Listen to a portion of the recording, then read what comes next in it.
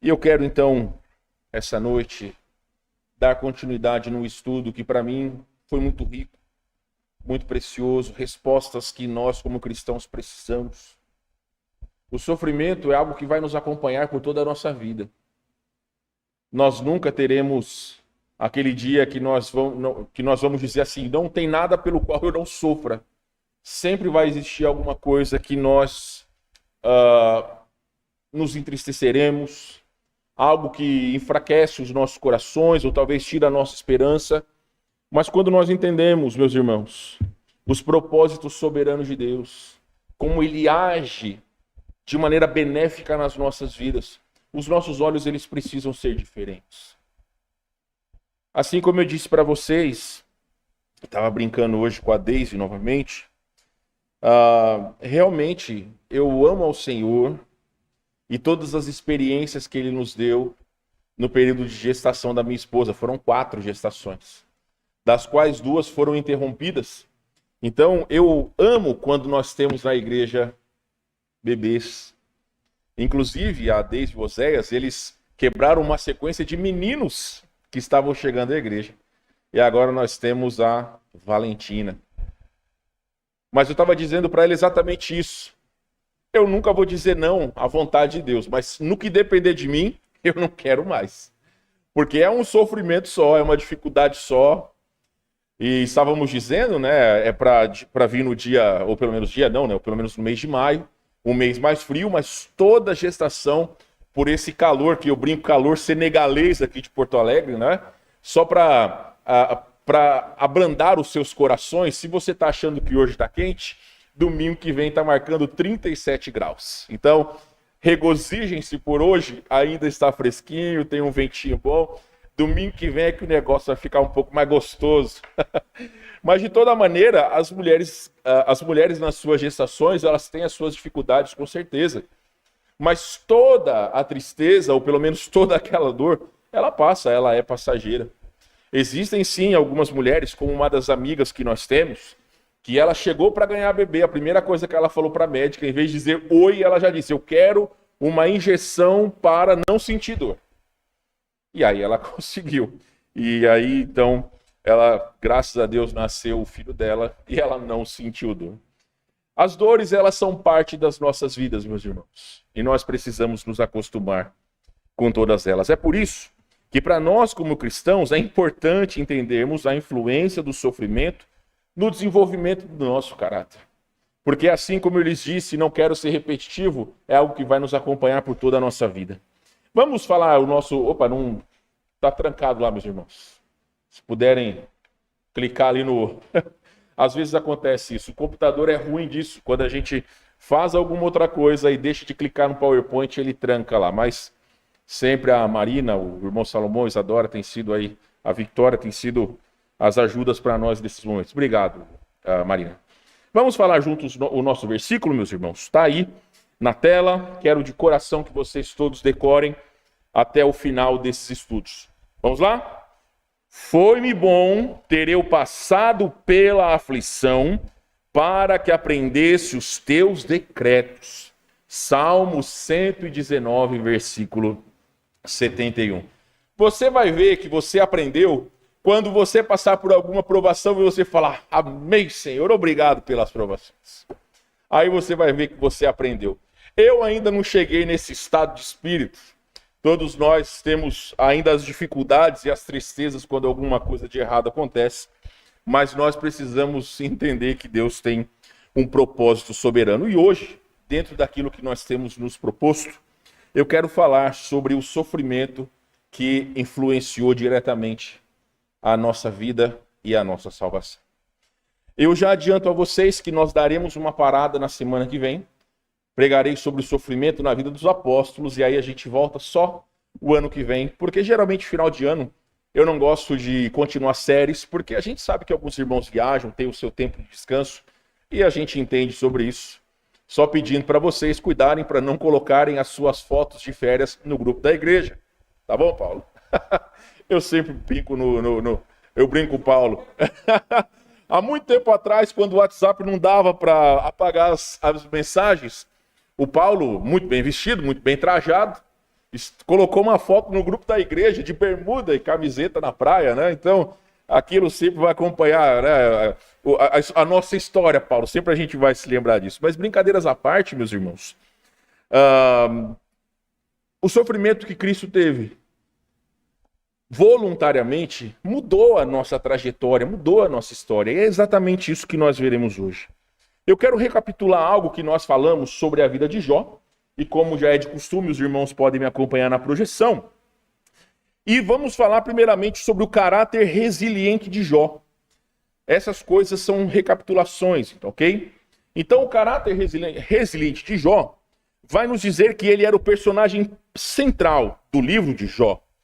Destaca-se por seu caráter resiliente ao adorar a Deus, mesmo diante de intenso sofrimento, demonstrando o reconhecimento da soberania divina sobre a sua vida. Também nós vimos, e aí do capítulo, até no capítulo 1 também fala sobre o desafio de Deus a Satanás, mas os desafios e debates. Jó enfrenta uma série de desafios, desde as acusações de Satanás até os conselhos controversos da sua esposa. E também, boa parte do livro de Jó, a maioria do livro de Jó, vai falar sobre os debates dos amigos de Jó para com ele. Já disse isso quando preguei, mas o termo os amigos de Jó geralmente é um termo pejorativo, que são amigos que você não pode contar, porque Jó, quando estava sofrendo, os amigos vieram até ele para acusá-lo de que ele estava fazendo algo contra Deus. Então, essas interações exploram a complexidade do sofrimento humano e as diferentes perspectivas sobre as suas causas.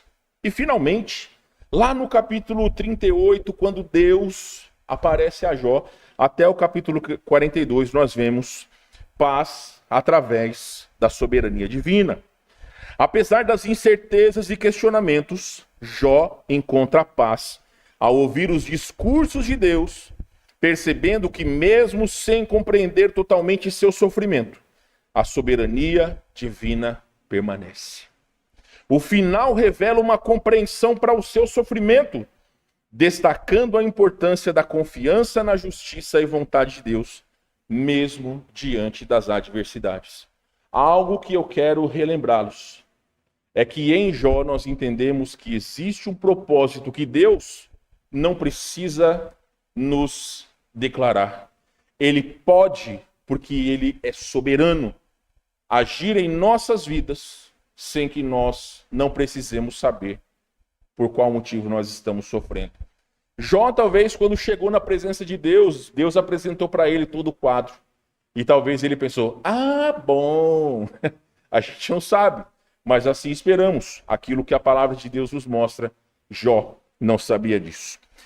Sobre o nosso texto, o sofrimento redentor de Cristo, o nosso tema, a mensagem principal é que o sofrimento de Cristo, exemplificado na morte e na cruz, é central na teologia bíblica do Novo Testamento, revelando o amor redentor de Deus, transformando o mal em bem, demonstrando a justiça e a graça divinas na obra da salvação. Abram suas Bíblias para o livro de Romanos, capítulo 5, verso de número 8. Romanos, capítulo de número 5, verso de número 8. Um dos versículos que nos mostram o que é o amor de Deus por cada um de nós. Note, meus irmãos amados, Romanos, capítulo de número 5, verso de número 8. Mas Deus prova o seu próprio amor para conosco pelo fato de ter Cristo morrido por nós, sendo nós ainda pecadores. Eu sei, meus irmãos, que vocês me amam. Não tenho dúvidas do quanto vocês amam a mim. Eu sei que eu sou uma pessoa muito fácil de ser amada. Mas algum de vocês sofreriam por mim? Se alguém falasse assim, leva 40 chibatadas. O judeu, ele não podia levar 40 chibatadas. Então ele levava 39. Quando as escrituras falam sobre as chibatadas dos judeus, porque a lei dizia que eles não podiam levar 40, mas eles levavam 39. Quantos de vocês gostariam de levar 39 chibatadas por mim? Alguém se habilita? Nenhum de nós, meus irmãos, gosta ou pelo menos tenha o interesse de sofrer por outro. Mas o amor de Cristo, ele abrange todo mundo. O amor de Cristo, ele é inclusivo. Ele inclui todas as pessoas, em todas as épocas, em todos os tempos. Inclusive aqueles que não o amam. Inclusive aqueles que viram as costas para ele. Deus prova o seu amor para com todos, pelo fato de ter Cristo morrido por nós, sendo nós ainda pecadores. Nem todos serão salvos, isso nós sabemos. Mas o amor de Cristo, ele inclui a todas as pessoas. Quando nós falamos, meus irmãos, sobre o propósito redentor no sofrimento de Cristo, Elizabeth Elliot, que é aquela senhora cujo marido foi morto ao evangelizarem na floresta amazônica, Jim Elliot e mais 3 missionários, eles foram mortos pelos nativos quando foram pregar o evangelho. E Elizabeth Elliot, ela, junto com as outras senhoras viúvas, deram prosseguimento àquele ministério. E ela escreveu alguns livros que tratam sobre a questão do sofrimento. E ela disse o seguinte: nunca entenderemos o sofrimento a menos que entendamos o amor de Deus. E mesmo como salvos, nós temos dificuldade de entender o amor de Deus. Porque para nós, para muitas pessoas, acham que amor é uma escolha. Muitos de nós pais entendemos, ao olhar para os nossos filhos no momento do nascimento, o que é um amor incondicional. Qual pai, ele não faz tudo pelo seu filho? Qual pai não tem prazer em ver a felicidade dos seus filhos? Eu costumo dizer que um dos momentos mais alegres da minha vida foi no nascimento das minhas 2 filhas, quando elas, ao nascerem, ambas estavam chorando. E quando eu falei com elas, elas pararam, ouviram a minha voz e reconheceram. Então, para mim, aqueles são os momentos mais marcantes da minha vida.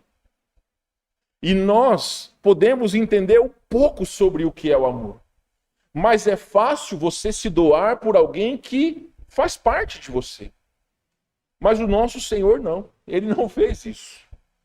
Ele deu a sua vida por tantos que não o amavam. Nós vemos que ele, quando veio para o que era seu, os seus não o receberam. João disse isso. E mesmo amorosamente o Senhor deu a vida para nos salvar. Note, meus irmãos, o propósito redentor através da morte de Cristo. João capítulo 12, verso 24. Vamos lá. João capítulo 12, verso de número 24. A palavra de Deus vai nos dizer o seguinte: em verdade vos digo, se o grão de trigo caído na terra não morrer, fica ele só, mas se morrer, produz bom fruto. É interessante, meus irmãos, que uma grande árvore nasce de uma pequena semente. E aquela semente, ela literalmente morre para que ela dê frutos e dê muitos frutos. Então, quando nós olhamos o sacrifício de Cristo, devemos pensar exatamente como está projetado. Assim como uma semente deve morrer para dar origem a novos frutos, as maiores alegrias podem emergir das maiores tristezas. O sofrimento de Cristo é a causa da nossa redenção.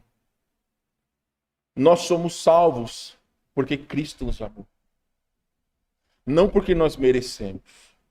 Recentemente eu ouvi alguém dizer que as pessoas, para serem salvos e terem os seus pecados perdoados, elas precisavam ser batizadas. Quando você fala uma heresia dessa, você tira o mérito todo de Cristo. Nós somos salvos não porque nós merecemos, mas porque houve um amor que nós não compreendemos. Então, através do sacrifício de Jesus, nós temos vida. 1 Coríntios capítulo 15, verso 3 e 4. Aqui, meus irmãos, nós temos o resumo do Evangelho. Se alguém te pedir algum dia, qual que é o resumo do Evangelho? Você pode ler. 1 Coríntios capítulo 15, versículo 3 e 4. Paulo, ele diz aos Coríntios, verso 3, antes de tudo vos entreguei o que também recebi, que Cristo morreu pelos nossos pecados, segundo as Escrituras, e que foi sepultado e ressuscitou ao terceiro dia, segundo as Escrituras. Quais Escrituras eram essas, meus irmãos? O Antigo Testamento. Então a morte de Cristo já estava profetizado desde o Antigo Testamento. E nós vemos nesse versículo a demonstração suprema do amor de Deus à humanidade perdida. E aqui foi representado quando o Senhor entregou o seu Filho para morrer na cruz. Então note, cristão, a importância da morte de Cristo na obra da redenção foram dois principais. Primeiramente, através desse sacrifício, a humanidade encontra reconciliação com Deus. Aonde que a humanidade perdeu a comunhão com Deus? Se lembram? Aonde? No Éden, Gênesis capítulo 3. Somente em Cristo nós temos o meio de reconciliação. Novamente, cito Romanos capítulo 5, versículo 1. Justificados pela fé temos paz com Deus. Então, somente Cristo é que pode nos justificar. E em segundo lugar, é que a justiça divina é manifestada, permitindo que os crentes sejam justificados gratuitamente pela graça, mediante a redenção que há em Cristo Jesus. O sacrifício de Cristo, meus irmãos, limpa o nosso pecado. Nós lemos na semana retrasada, 1 João 7, você não precisa abrir a sua Bíblia, mas está dizendo que o sangue de Jesus nos purifica de todo pecado. É por isso que é importante nós declararmos para a humanidade perdida que não importa quais são os pecados que acompanham a pessoa, o que ela fez no passado, o que ela era, qual pecado ela fez, não interessa. Todas as pessoas podem ser salvas se elas crerem em Cristo como seu Salvador. Os pecados que nós cometemos no passado, em Cristo, não têm poder para tirar a nossa salvação. Podem ter consequências em nossas vidas, mas para a salvação ela não tem poder nenhum. Aquilo que nós somos em Cristo, nova criatura, só vem através daquilo que Cristo fez por nós. Então, o propósito da morte do Senhor, em resumo, é a compreensão de que ela é central na obra da redenção, proporcionando perdão, porque nós somos pecadores, reconciliação, e agora nós podemos ter comunhão com Deus, justificação, ou seja, os nossos pecados foram pagos para aqueles que creem. Sabe quando que nós conseguiríamos isso? Nunca. Isaías capítulo 64 vai dizer que as nossas obras são como trapos de imundícia. Sabe o que são trapos de imundícia? Os panos que os leprosos cobriam as suas feridas. As nossas obras diante de Deus são como panos sujos de lepra. Nós não temos poder nenhum para nos salvar. Nós não temos poder nenhum para agradar a Deus. É por isso, meus irmãos, que às vezes algumas pessoas acham que o seu dinheiro, que os seus sacrifícios são necessários para serem salvos. Não. Quando o Tiago fala em Tiago capítulo 2, que a fé sem obras é morta, não quer dizer que as obras salvam, mas que as obras, elas autentificam a nossa fé. É aquela mesma questão. Se alguém se diz crente, deve agir como tal, certo? Lá no seminário ainda tem o abacateiro, não tem? O que você espera de um abacateiro? Melancia? Jaca? banana. Qualquer árvore frutífera, você espera que ela siga conforme a sua definição. Um limoeiro vai dar limões. Uma laranjeira vai dar laranjas. E por aí vai. Um cristão, ele vai se comportar como um cristão. Meus irmãos, infelizmente hoje em dia o cristianismo, já tenho dito para vocês, ele tem tornado-se, por conta dos próprios crentes, uma imersão de imoralidade e mundanismo no seio da igreja. Mas o cristão verdadeiro, ele não consegue ser contaminado por esse tipo de coisa. Ele pode ser influenciado, mas logo ele volta para o colo do Senhor. Porque, meus irmãos, nós fomos resgatados por algo que nós não podemos pagar. E temos o Espírito Santo que é o nosso auxílio. Assim como dissemos aqui, o perdão, a reconciliação, a justificação somente vem pela fé em Cristo Jesus. E esta fé só nos foi possível porque um dia o Senhor deu a sua vida para nos salvar. Então, o propósito redentor no sofrimento de Cristo é salvar aqueles que creem. Mas em segundo lugar, meus irmãos, nós podemos ver também a justiça e a graça na cruz. Eu já falei para vocês, mas pode abrir lá, João capítulo 1, verso 29. Alguém leia por gentileza, João 1, 29.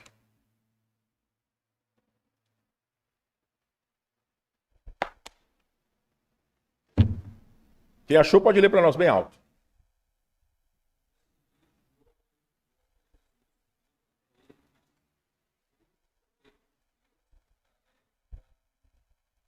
Meus irmãos, eu quero poder rapidamente demonstrar a vocês o peso desse versículo. Quando você entende o sistema de sacrifícios no Antigo Testamento, a partir do livro de Êxodo, você vê que quando eles entraram, ou pelo menos quando eles saíram do Egito, a partir do capítulo 20 de Êxodo, existem as leis. Mas alguns capítulos antes, quando eles estavam para sair do Egito, foi dito que eles precisavam imolar ou sacrificar um cordeiro e pegar o sangue do cordeiro e passar nos umbrais das portas. Ali já estava tipificando a necessidade daqueles que creem em Deus serem diferentes. Aonde o anjo da morte passasse e visse nas portas o sangue do cordeiro, ele passaria de largo. Aquelas casas cujas portas não estavam com o sangue do cordeiro, o anjo da morte entrava e os primogênitos eram mortos. Posteriormente, foi definido que os judeus, eles precisariam trazer, certa época do ano, um cordeirinho, para que ele pudesse ser como a expiação pelo pecado. Então, durante um tempo, existia uma festa em Israel, onde os cordeirinhos eram trazidos, eram mortos, o seu sangue era derramado, era jogado posteriormente a carcaça daquele cordeirinho no fogo, e aquilo é dito que subia como aroma suave ao Senhor. Só que aquilo era feito pelo indivíduo, pela família, pela nação, e isso era uma coisa que tipificava, ou seja, lá em Hebreus vai dizer que sem derramamento de sangue não há perdão de pecados. Então, durante todo o Antigo Testamento, o sacrifício de cordeiro era importante para demonstrar a fé na promessa de Deus. Quando você chega em Isaías, o povo ele estava com o seu coração tão distante de Deus, que Deus disse na lei que os cordeiros deveriam ser perfeitos. Mas em Isaías capítulo 1, Deus diz para eles que Deus não queria mais os seus cordeiros, porque eles estavam apresentando um sacrifício defeituoso. É aquilo que muitas vezes a gente fala.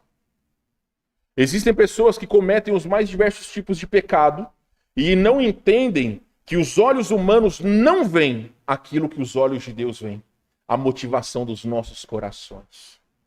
Eu disse para os irmãos, o que Jesus veio provar no Sermão da Montanha, Mateus capítulo de 5 a 7, é que o pecado está na motivação dos nossos corações.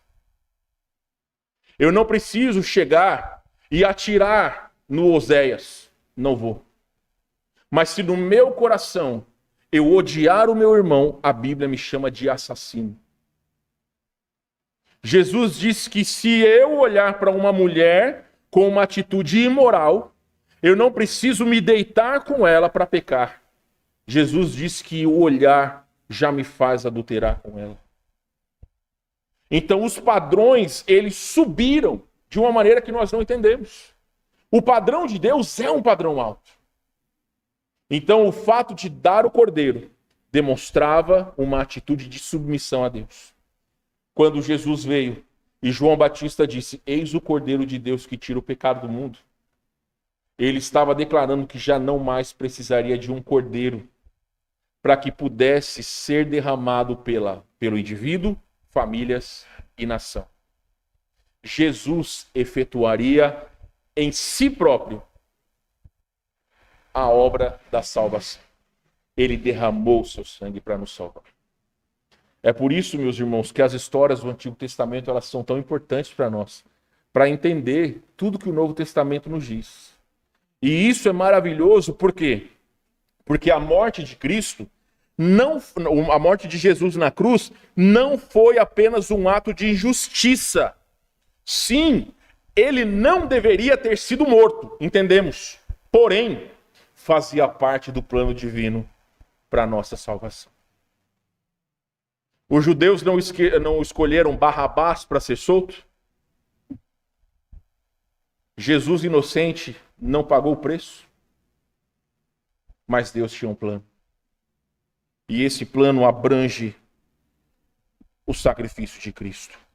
O que nós vamos ver é uma série de versículos agora que nos demonstram como o sacrifício de Cristo demonstra a justiça e a graça de Deus na cruz do Calvário. Vamos para Isaías capítulo 53, versículos de 3 a 10. Daqui a pouco eu coloco o que eu escrevi ali.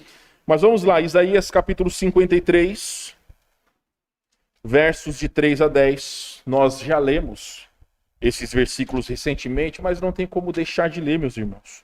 Nós daqui a 2 semanas comemoraremos o Natal, o nascimento de Cristo. Mas como não declarar a importância do seu sacrifício por cada um de nós? Vamos lá, Isaías, capítulo 53, versos de 3 a 10. Eu lerei o primeiro e assim os irmãos e irmãs nos ajudem, lendo bem forte para que todos possam ouvir, porque uma vez que os ventiladores estão ligados, a voz ela fica um pouco mais distante. Então leia bem forte, tá bom? Isaías, capítulo 53, verso 3. Era desprezado, mais rejeitado entre os homens, homens de dores e que sabe o que é padecer, e como um de quem os homens escondem o rosto, era desprezado e dele não fizemos caso.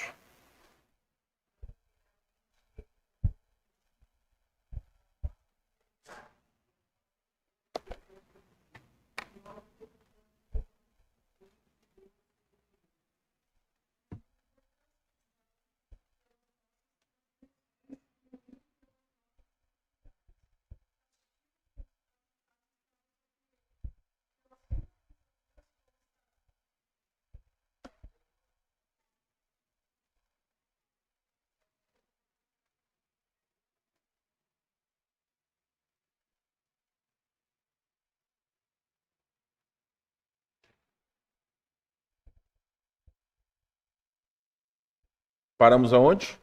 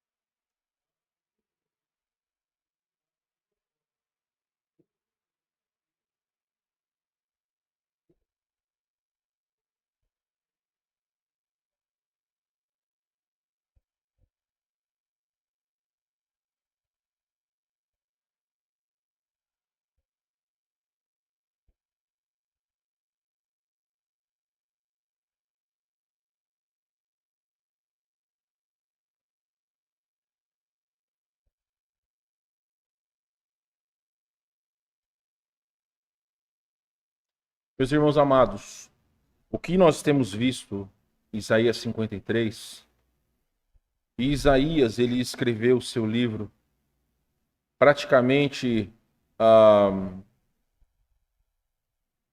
600 anos antes de Jesus. Já havia sido declarado a necessidade de que o Messias ele viesse e desse a sua vida pelo seu povo. É claro que os judeus eles vão achar que este servo sofredor é Israel. Mas quando nós entendemos a história do nosso Senhor, ela é completamente perfeita a essa narrativa. Eu chamo a sua atenção para o verso de número 5, versículo 4 e 5, que vai dizer que ele tomou sobre si as nossas enfermidades e as nossas dores levou sobre si. E nós o reputávamos por aflito, ferido de Deus e oprimido. Mas ele foi transpassado pelas nossas transgressões e moído pelas nossas iniquidades. O castigo que nos traz a paz estava sobre ele, pelas suas pisaduras nós fomos sarados. Meus irmãos, os nossos pecados já foram pagos por Cristo na cruz.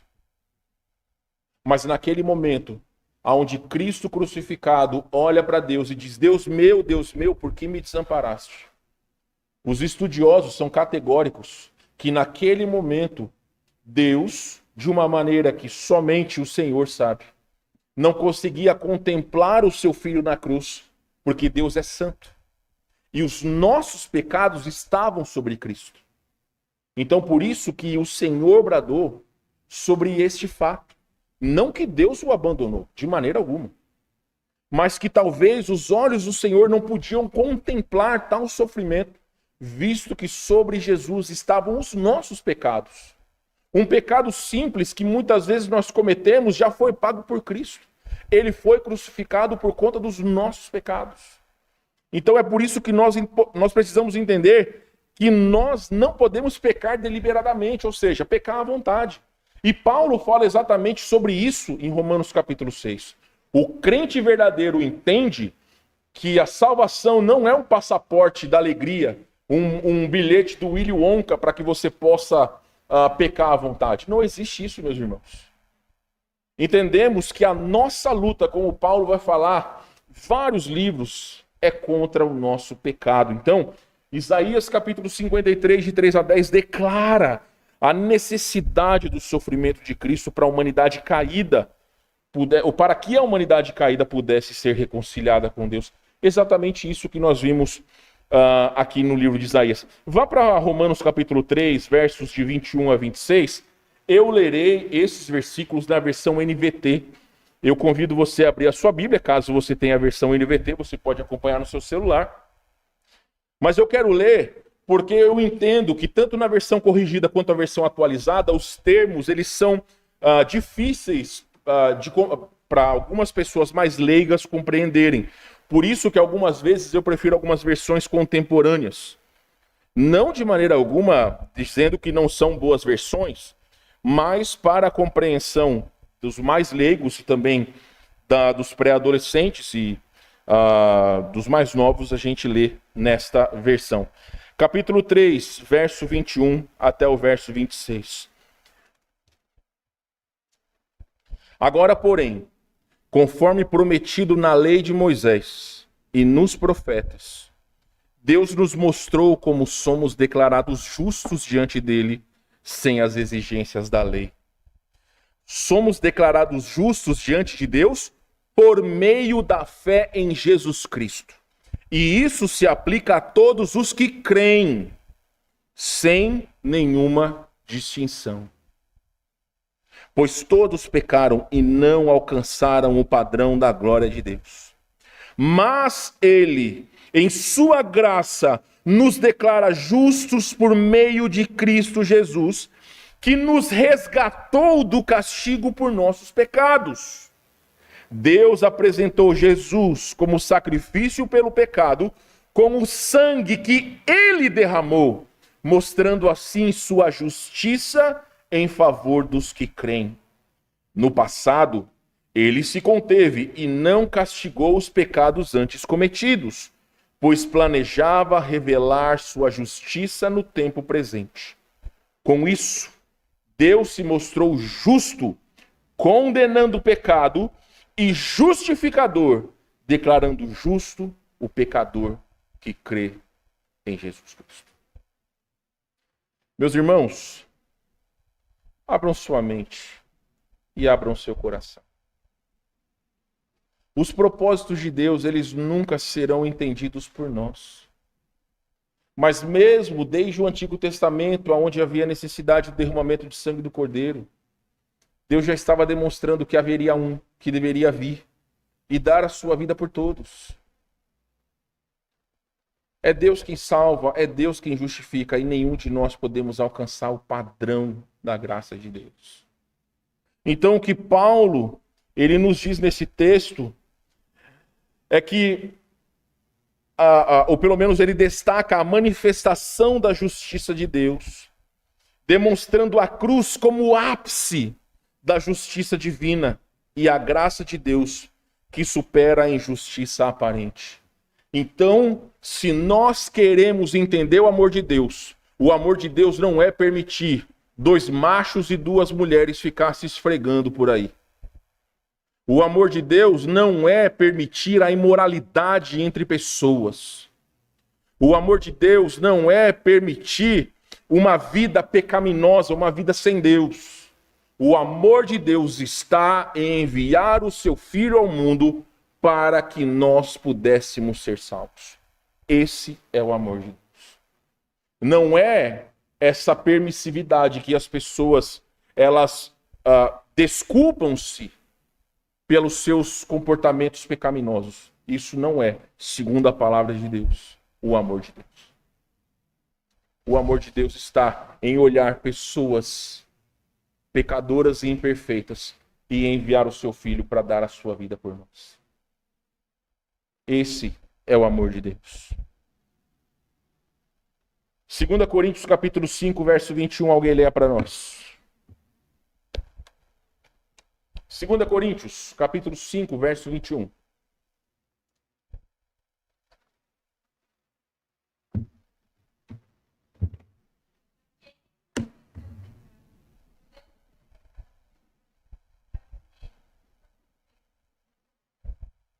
Vocês entenderam, meus irmãos?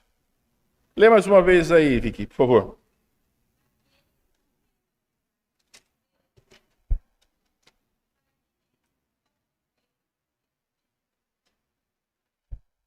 Cristo não tinha pecado.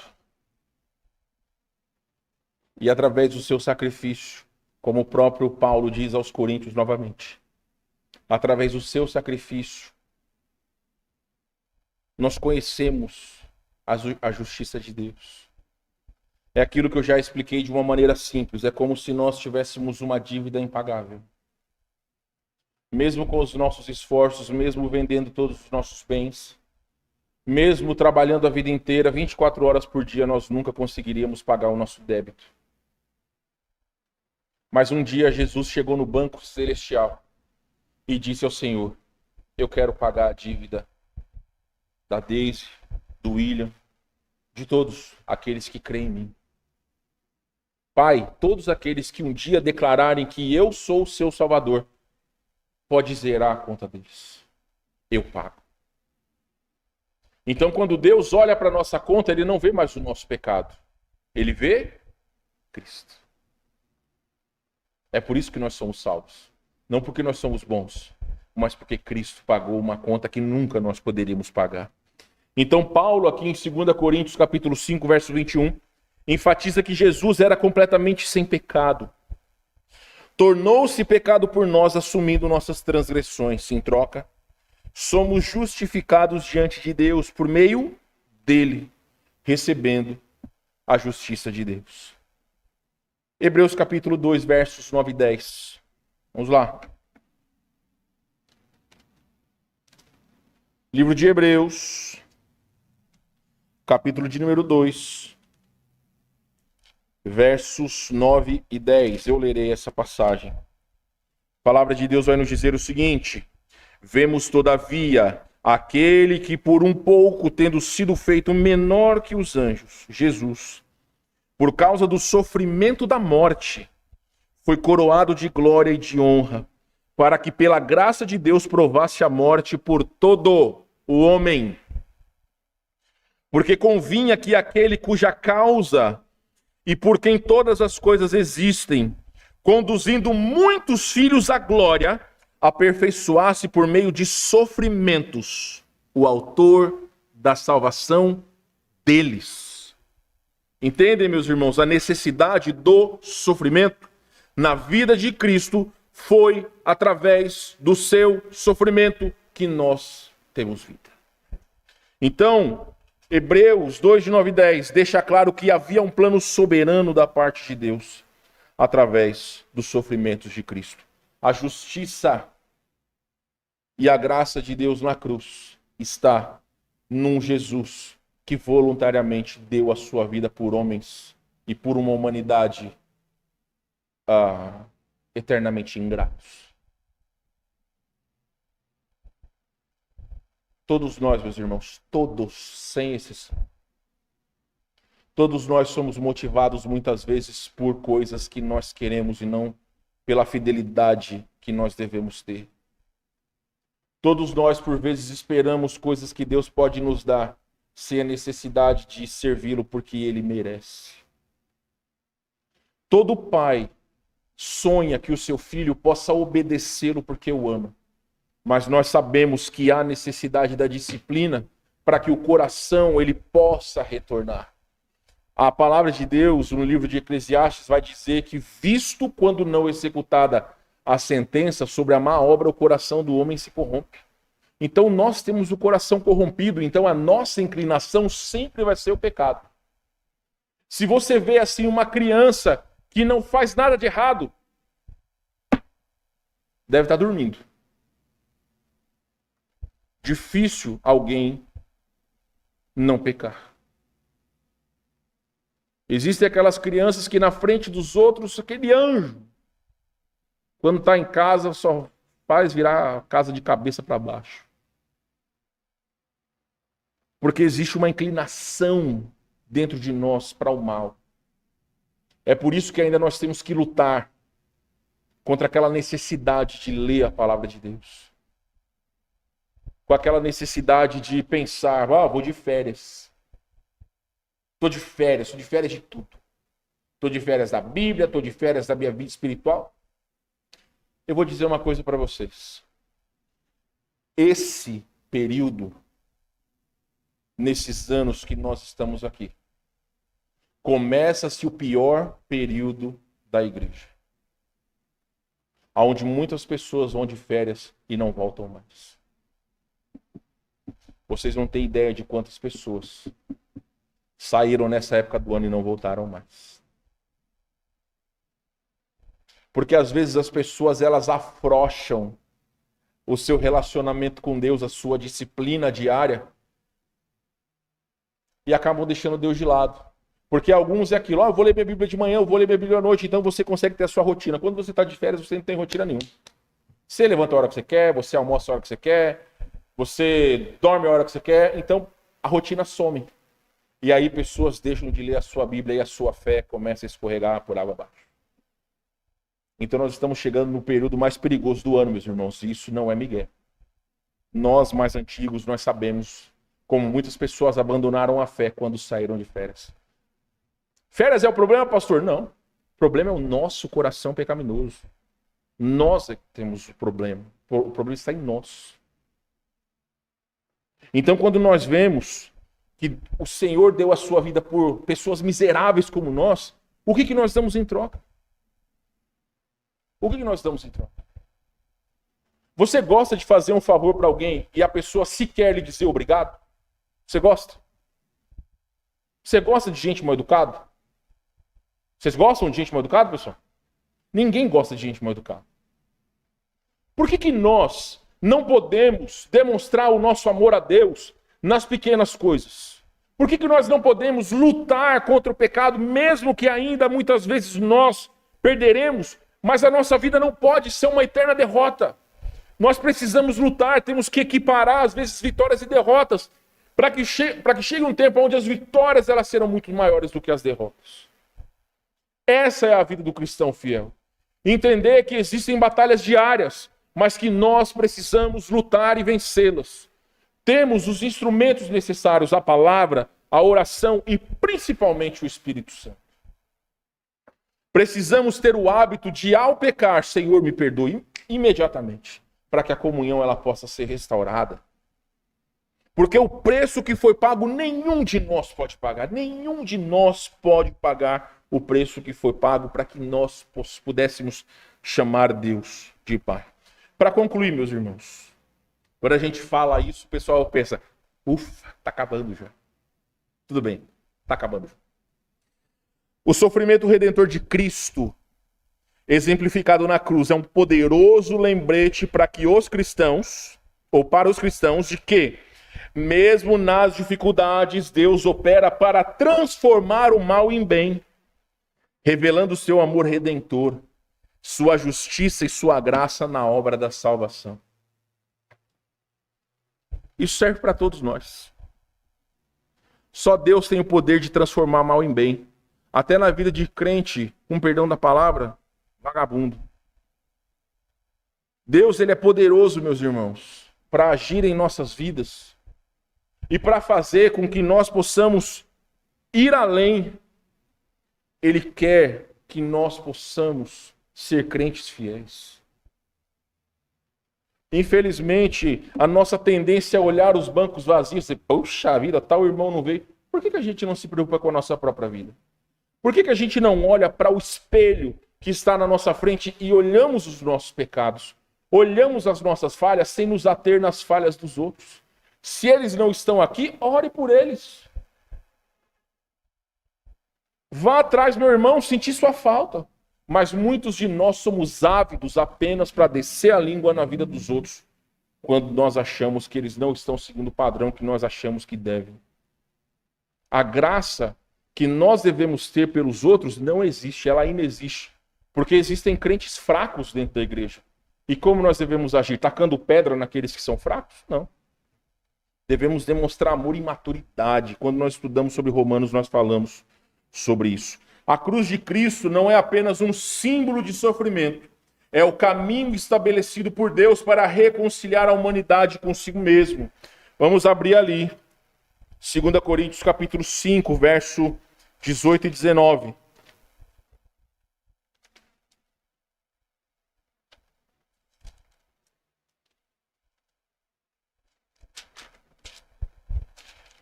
Segunda Coríntios capítulo 5, verso 18 e 19. Ora, tudo provém de Deus que nos reconciliou consigo mesmo, por meio de Cristo, e nos deu o ministério da reconciliação, a saber, que Deus estava em Cristo reconciliando consigo o mundo, não imputando aos homens as suas transgressões, e nos confiou a palavra da reconciliação. Deus não está jogando nas costas de ninguém que nós somos pecadores. Não. Quer reconciliar a todos para que sejam salvos. Nem todos serão, a gente sabe disso. Mas a vontade de Deus é que todos sejam. E finalmente, meus irmãos, a morte de Cristo não apenas perdoa, mas também oferece esperança. A graça divina se derrama sobre aqueles que reconhecem a necessidade de redenção, trazendo a certeza da vida eterna e a promessa de uma transformação interior. Está vendo essas duas passagens aqui? Anota na sua Bíblia. Efésios 2, 8 e 9, Tito capítulo 2, versículos 11 a 14. Anota na sua Bíblia, decora esses versículos. Efésios 2, 8 e 9, porque pela graça sois salvos mediante a fé. Isso não vem de vós, é dom de Deus, não de obras para que ninguém se glorie. Se alguém chegar assim e falar, ai, mas eu vou na minha igreja porque a minha igreja salva a tua orelha. Quem salva é Cristo. Ah, eu tenho que fazer boas obras porque salva. Não salva ninguém boas obras. A única pessoa que salva é Cristo. E Tito, capítulo 2, versículos de 11 a 14. Se alguém falar assim para você, ai, mas Deus morreu só por alguns e não morreu por todos. Você manda Tito na cabeça desse infeliz, que vai dizer o seguinte, porquanto a graça de Deus se manifestou salvadora a uma parcela, a todos os homens, educando-nos para que, renegadas a impiedade e as paixões mundanas, Vivamos no presente século sensata, justa e piedosamente, aguardando a bendita esperança, a manifestação da glória do nosso grande Deus e Salvador Jesus Cristo, o qual a si mesmo se deu por nós, a fim de remir-nos de toda iniquidade e purificar para si mesmo um povo exclusivamente seu, zeloso de boas obras. A vontade de Deus é que possamos ser salvos em Cristo e que esta salvação seja em nós o motivo desta purificação, aonde sejamos homens e mulheres de Deus, instrumentos para a boa obra. Eu não me lembro para quem eu mostrei isso, meus irmãos, me perdoem. Mas se você digitar no Google, lá em São Paulo, sempre essas porcarias tem que vir de São Paulo. Lá em São Paulo tem um lugar que serve feijoada numa privada. Sabe o que é privada? Privada. Eles pegam um vaso sanitário não usado. E eles enchem de feijoada e colocam na mesa. Aí você vê o pessoal com a concha no seu prato, pegando dentro do vaso sanitário a feijoada e colocando no prato. Vamos ter essa ideia no próximo almoço? Bora? Pegar lá o vaso sanitário do Eduardo, bem judiado. Vamos, Eduardo?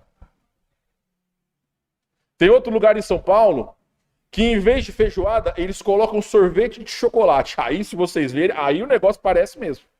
Eles enchem de sorvete de chocolate, eles trazem na mesa um vaso sanitário cheio de sorvete de chocolate e você pode ir comendo. Digita no Google, pessoal. Pode falar, o pastor está inventando. Digita no Google.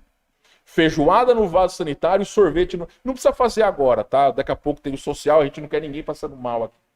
Principalmente a senhora, dona grávida. Por favor, não pensa nessas coisas, tá? Mas eu estou dizendo isso para vocês por quê? Porque um instrumento para a justiça, ele não é usado para o mal. Um vaso para honra não pode ser usado para desonra. A vontade de Deus é que nós sejamos homens e mulheres aptos para a boa obra. 2023, meus irmãos, parecia que nunca ia acabar. Mas daqui a 21 dias, esse ano acaba. E começa 2024 com novas possibilidades. Uma nova possibilidade para que nós possamos ser fiéis. Nós precisamos ter objetivos alcançáveis. Não, eu vou ser fiel todos os dias da minha vida. Talvez sim, talvez não.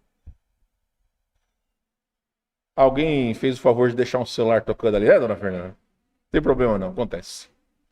Mas nós podemos ter objetivos plausíveis. Como eu sempre encorajo os irmãos. Vou ler a minha Bíblia todos os dias. Vou procurar orar todos os dias. Vou procurar estar nos cultos, nos domingos. Se não conseguir nos 2 cultos, pelo menos um. Procurarei ter mais comunhão com os irmãos. Procurarei participar das programações. Objetivos plausíveis, meus irmãos. Oportunidades nós temos. Aquelas irmãs que estiveram aqui ontem, com as 18 crianças que estiveram aqui nos investigadores da Bíblia, sabem a necessidade que nós temos de pessoas para ajudar. Assim como eu falei da cesta de amor, existem pessoas que necessitam dessa bênção no final de ano. Eu vou encerrar agora, meus irmãos, e depois eu tenho um desafio para todos vocês. Quem nos assiste vai ficar curioso. Mas eu quero deixar claro para todos vocês. Não abandonemos o nosso Senhor. Porque o preço que foi pago pela nossa redenção, nós não conseguimos pagar. A única maneira de nós demonstrarmos que nós amamos a Deus é através da nossa fidelidade. Não de palavras, mas de atitudes. É mostrarmos que Ele tem valor para todos nós. Se amanhã você e eu abrirmos os olhos para mais um dia, é que Deus nos deu a oportunidade de nós podermos vivê-lo para a glória dele. Amém, meus irmãos? Baixe sua cabeça, feche seus olhos, vamos orar. Pai de amor, Deus de misericórdia, queremos render graças porque o nosso Senhor nos salvou mediante o seu sacrifício. um sofrimento que nunca nós podemos mensurar, mas que por tua graça e teu plano divino, Senhor Deus, trouxe-nos a redenção. E nós temos o privilégio de chamá-lo de nosso Pai. Por favor, Senhor Deus, tira tudo aquilo que nos impede de servi-lo. A preguiça, o mundanismo, os pecados, a imoralidade, tudo, Senhor. Ajuda-nos a sermos homens e mulheres de Deus, a investirmos a nossa vida em servi-lo fielmente. Que não sejam desejos vazios, mas que ao refletir nas nossas vidas o que temos sido, nos lembremos, ó Deus, que só estamos aqui para servir ao Senhor. Obrigado, Pai, porque Cristo deu a sua vida para nos salvar. Obrigado por tudo, Senhor, em nome de Jesus. Amém.